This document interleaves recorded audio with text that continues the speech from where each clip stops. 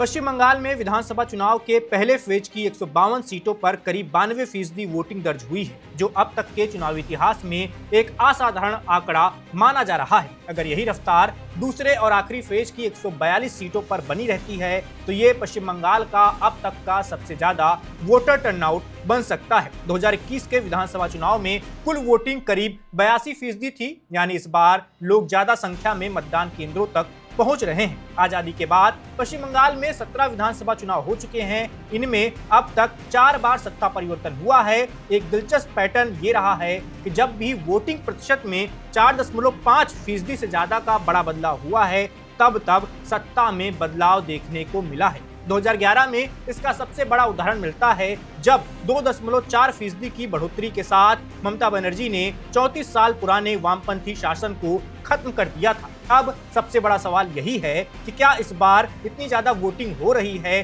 तो इस बार भी सत्ता बदलने जा रही है? इस बढ़ी हुई वोटिंग से किसको फायदा मिलेगा? इसको समझने के लिए 4 बड़े कारण सामने आते हैं। पहला कारण SIR प्रक्रिया, जिसमें करीब 91 लाख वोटर्स के नाम लिस्ट से हटाए गए हैं। इसके बाद राज्य में वोटर्स की संख्या 7.66 करोड़ से घटकर 6.75 करोड़ रह गई है, यानी लगभग 11.8% की कमी दर्ज हुई है। विशेषज्ञों का मानना है कि कुल वोटर्स कम होने से मतदान फीसदी अपने आप ज्यादा दिख रहा है, जबकि वोट डालने वालों की वास्तविक संख्या में उतना बड़ा बदलाव नहीं हुआ है। दूसरा कारण राजनीतिक वादे और महिलाओं की भागीदारी। ममता बनर्जी की party all India Trinamool Congress ने लक्ष्मी भंडार जैसी योजनाओं में बढ़ोतरी और महिला सुरक्षा को लेकर कई घोषणाएं की हैं। वहीं भारतीय जनता पार्टी ने भी महिलाओं को सीधे आर्थिक मदद और सुविधाएं देने का वादा किया है। इससे महिला वोटर्स बड़ी संख्या में मतदान के लिए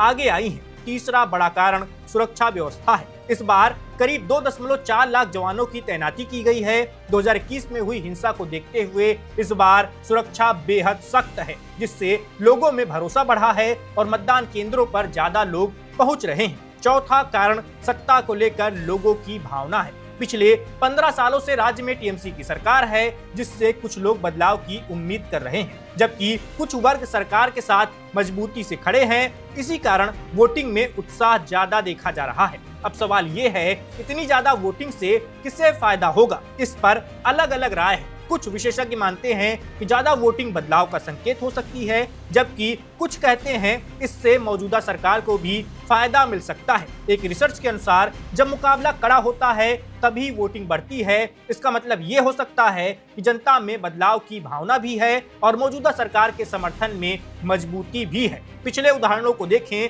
तो पश्चिम बंगाल में 17 चुनाव में कई बार वोटिंग बढ़ी या घटी है, लेकिन हर बार सत्ता नहीं बदली है। इसलिए वोटिंग प्रतिशत के आधार पर चुनाव नतीजों का अनुमान लगाना बेहद ही मुश्किल काम है। बिहार चुनाव का उदाहरण भी सामने आता है, जहां पिछले साल ही चुनाव हुआ था, वोटिंग हुई थी, नतीजे आए थे। वोटिंग प्रतिशत बढ़ने के बाद बीजेपी गठबंधन को बड़ी जीत मिली थी, लेकिन हर राज्य की राजनीतिक स्थिति अलग अलग होती है, इसलिए उसे सीधे बंगाल से जोड़ना आसान नहीं है। सीनियर पत्रकारों का मानना है कि कुछ इलाकों में टीएमसी की पकड़ अभी भी मजबूत है, जबकि कुछ क्षेत्रों में बीजेपी चुनौती पेश कर रही है। खासकर उत्तर बंगाल में बीजेपी मजबूत मानी जाती है, लेकिन दक्षिण और ग्रामीण इलाकों में टीएमसी की पकड़ अभी भी गहरी है। कुल मिलाकर पश्चिम बंगाल में रिकॉर्ड 92% वोटिंग ने चुनाव को और दिलचस्प बना दिया है।